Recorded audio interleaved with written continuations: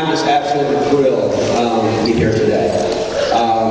Dr. Paul is somebody that I've watched for the past 26 years. And I've always admired the principled stands that he takes in Congress, often on the side of a 400 some odd to 1 vote. Many times the other person on the side of it with it, Mark Sanford, casting the vote, trying to hold the line for liberty, hold the line on spending. So I got inducted into Dr. Paul very early.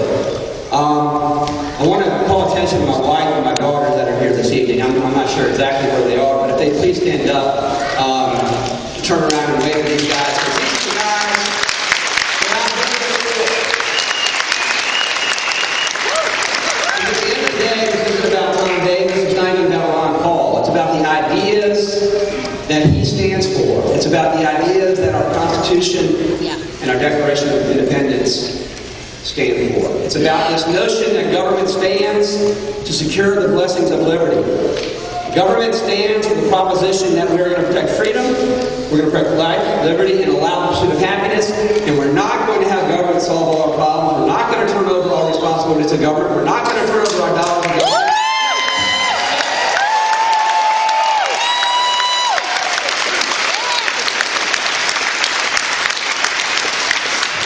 And it's a tragedy that in the year 2012 we have to say something like that as if it were a revelation. As if we don't know in our DNA that that's who we are as Americans. That our country was founded upon these unique principles. Not aristocracies, not divine rule of kings. The power comes from the people, and it gives power to the government, and that's all.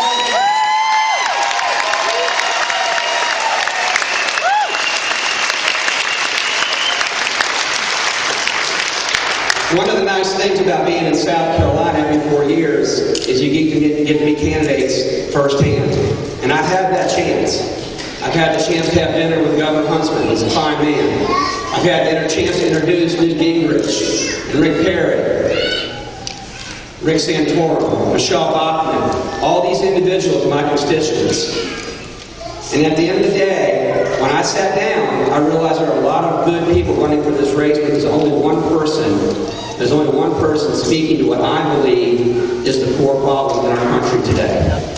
You can talk a lot about national defense, you can talk a lot about other problems, but the biggest threat to our liberty comes from debt. James Madison, John Adams, they all recognize that. You can have tyranny either by the sword or through debt. And the $15 trillion of debt, we are having tyranny through bankruptcy in this country. And there is only one candidate that is talking about this problem to the degree, at the scale, and with the scope that it needs to be talked about. You can't nibble around the edges anymore. We can't just go ahead and have good enough. We can't go ahead and have incremental steps.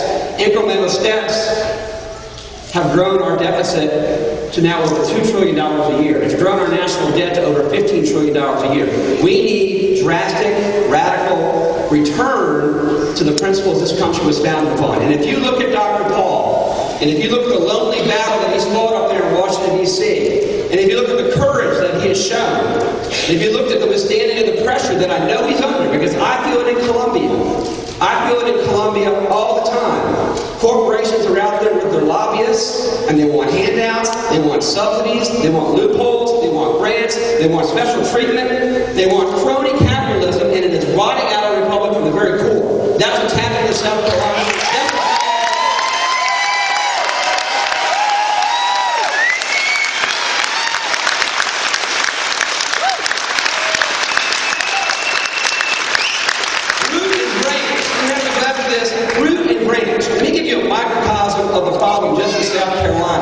In 1998, we gave away $34 million in special grants and subsidies to corporations.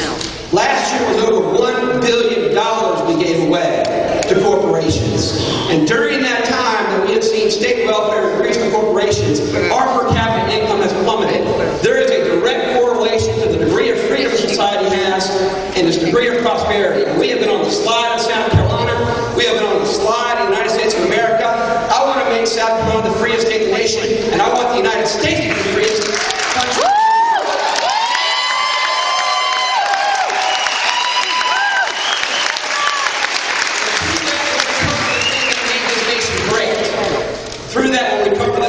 makes this nation unique.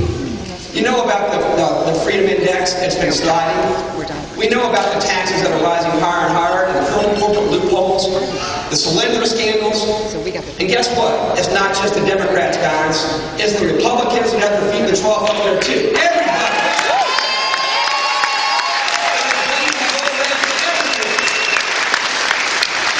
I love the idea of phasing out this income tax code that is about that tall and is riddled with exceptions and corporate favors. We have to phase it out. Dr. Paul will do that. That's a huge reason why I'm supporting him for President of the United States.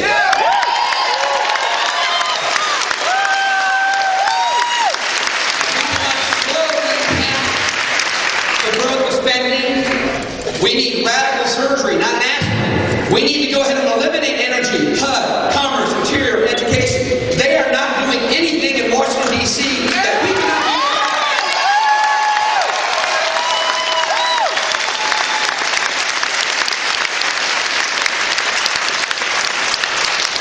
I was talking to Dr. Paul backstage there, and I shared with him that the past 4 or 5 years, I've developed an obsession with the Austrian School of Economics, with Mises, with Hayek.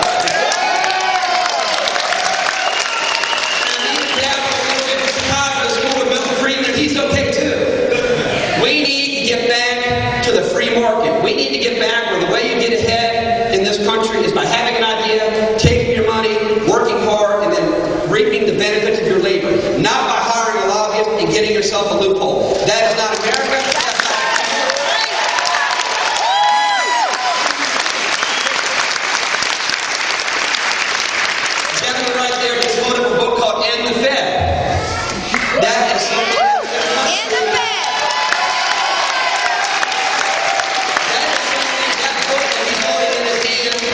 And talking about the Federal Reserve, and talking about quantitative easing, and talking about monetary policy, and talking about how it devalues our dollar, and talking about that Keynesian pumping in our economy, he has brought to the forefront ideas that 5 or 6 years ago people had no idea what you were talking about. Now everybody in this field talking about it. We have Dr. Ron Paul to thank for that.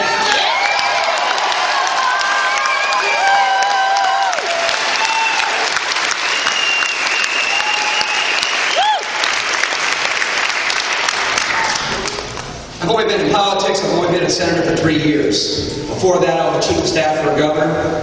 The highest honor I've ever had in public life is this evening.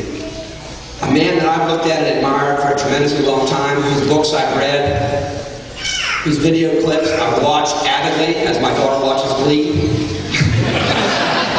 A man that I admire, the champion of the Constitution, the defender of free markets, and the next